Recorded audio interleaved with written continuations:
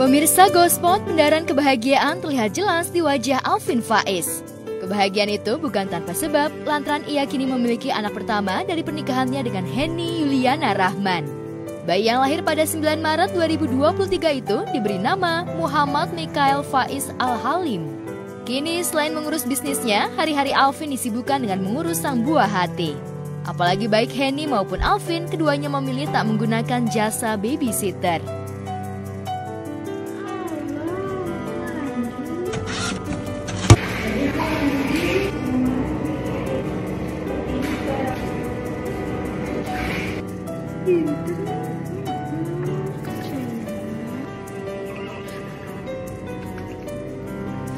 Pak Mikael, anak sehat, doain aja udah mau 2 bulan ya. Udah ngoceh-ngoceh mungkin Bang Alvin?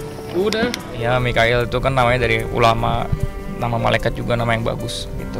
Alhamdulillah kita ngikutin aja. Istri anak full ke anak, alhamdulillah. Kalau istri fokus urus anak aja. Gantian. Emang nggak kelihatan mata saya? Ya alhamdulillah kalau anak sih ya emang lagi happy-happynya ya, makanya saya kayak kalau pergi keluar tuh pengen cepat-cepat pulang. Ini lagi lucu-lucunya, alhamdulillah udah agak gemuk sekarang karena mungkin asinya juga kuat banget. Alhamdulillah anak laki-laki ya mungkin, insya Allah. Jadi mohon didoakan saja. Tak hanya Alvin, anak pertama dari pernikahannya dengan Larissa Chow, Yusuf pun bahagia. Alvin pun mengungkap jika dirinya kini lebih intens bertemu dengan Yusuf. Hal itu tentu saja membuat Alvin berkubang dalam kebahagiaan. Kalau Yusuf gimana Bang Alvin kabarnya? Yusuf mau main sih minggu ini. Oh sama anak Mikael nih? Iya. Udah ketemu atau baru ketemu nanti? Udah ketemu. Oke. Doakan semoga anak tumbuh sehat, panjang umur. Insya Allah tumbuh jadi anak yang baik.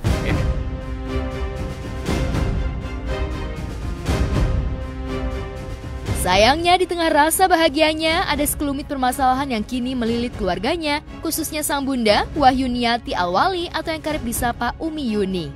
Umi Yuni yang diketahui telah menikah kembali dengan Abah Agam tak diperkenankan lagi untuk tinggal di Azikra. Bahkan ibunda almarhum Ustadz Arifin Ilham sempat mengungkap jika Umi Yuni bukan lagi keluarganya. Lantas seperti apa pembelaan Alvin melihat situasi ini semua? Sudah menikah memang sudah menikah, begitu. Kalau sudah menikah memang sudah menikah. Dan kalau saya sebagai anak, pilihan mama itu pilihan mama, gitu.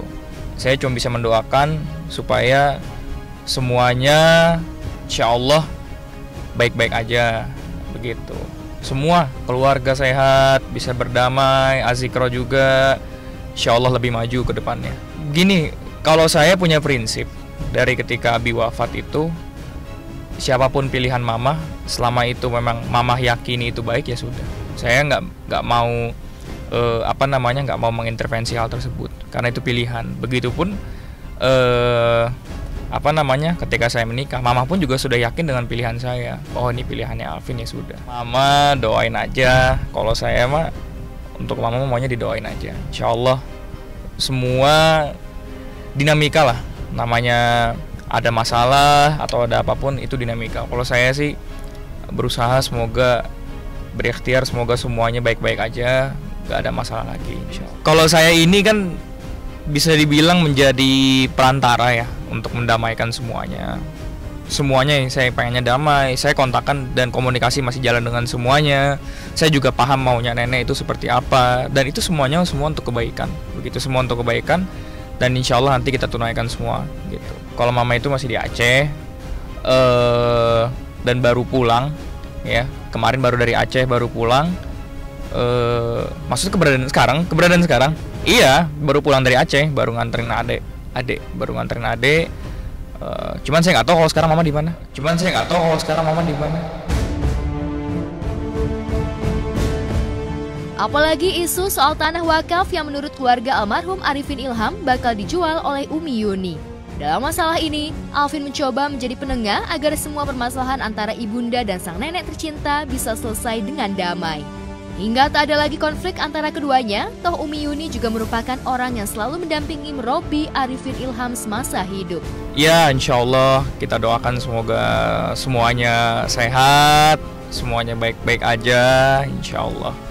Dan kalau dari saya pribadi, insya Allah ingin berusaha mendamaikan semuanya lah, karena nggak dinamika seperti ini tuh hal yang wajar bagi saya. Tapi insya Allah nanti kedepannya baik-baik aja, dan insya Allah memang insya Allah lah semuanya baik-baik aja begitu. Karena mereka ketidakyakinan tadi, belum tabayun, belum bertanya, ya, kemudian belum mengerti, belum memahami, belum membaca, belum melihat, ya, belum bertanya langsung kepada Umi Yuni, dan belum datang ke BWI Badan Wakaf Indonesia, ya, dan belum melihat suratnya, legalitasnya. Namanya manusia, pasti pikiran-pikiran itu pasti keluar hanya untuk membuat ramai suasana.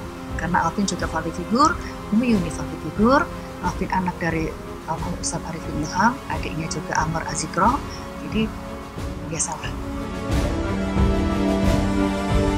Masalah wakaf, ya kan, kemarin sudah dijawab bahwa wakaf itu yang mana dulu. Kalau yang 4.000 meter itu betul, itu wakafnya untuk kepentingan yayasan, termasuk masjid yang ada di situ.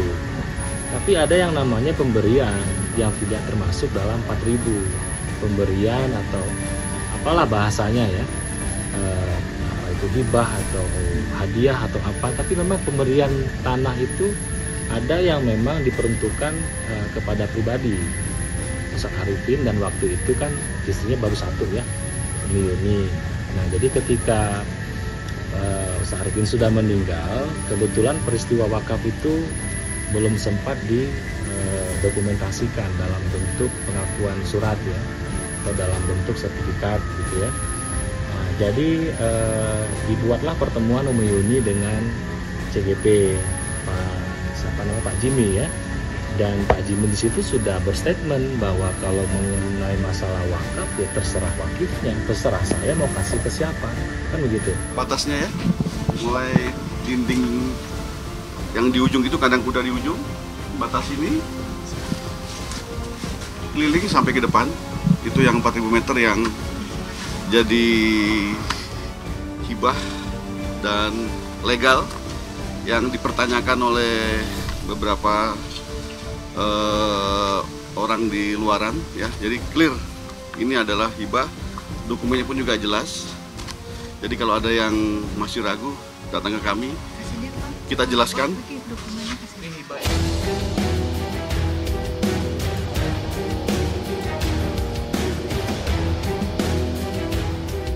Sengkarut permasalahan Yayasan Azikra sepertinya tak pernah menemui titik terang. Dan belakang, Yayasan Azikra yang berada di Gunung Sindur bakal digugat ke pengadilan lantaran tak memiliki kekuatan hukum. Lantas adakah langkah-langkah konkret Alvin agar konflik ini bisa terselesaikan dengan damai? Kalau itu saya hanya doakan yang baik-baik saja, ya, begitu. Karena itu kan sudah masuk ke ranah hukum, jadi saya nggak mau komentar banyak. Tapi saya komunikasi dengan semua, dan saya tahu memang semua punya niat yang baik, begitu. Saya cuma berdoa, ya Allah, tolong tunjukkan jalanan terbaik untuk semuanya, gitu. Udah terakhir, ya. Ya, karena ini juga sudah Umi hadirkan dari Dewan Pengawas, dari penasehat, kemudian kuasa hukum, untuk menjelaskan arti dari sebuah pemberitaan yang tidak benar itu dengan Umi saja. Ya, kalau Afin menjelaskan agak berbeda, ya, tapi kalau Umi menjelaskan, insya Allah udah paham semua. Umi juga nggak tahu, karena itu bukan saat mereka itu bertim, ya. Jadi gini, namanya kita hidup di dunia, pasti ada orang yang suka, ada orang yang tidak suka. Ya, apapun yang kita bilang, kalau udah nggak suka, ya nggak baik aja. Apapun yang kita bilang itu salah, tapi kalau orang itu suka sama kita, itu sudah benar aja. Jadi seperti itu. Jadi ya itu, Mbak, mungkin seperti itu. Sampai saat ini masih beliau di Dewan Pembina dengan ketiga istri lainnya, sama ketua pembinanya adalah Ustadz Abdul Syukur. Tiga-tiganya pembina ini tiga-tiganya keluarga, ibu dan anak. Yayasan nggak boleh diisi oleh tiga pembina itu. Harusnya ada yang dulu disepakati dengan para ulama.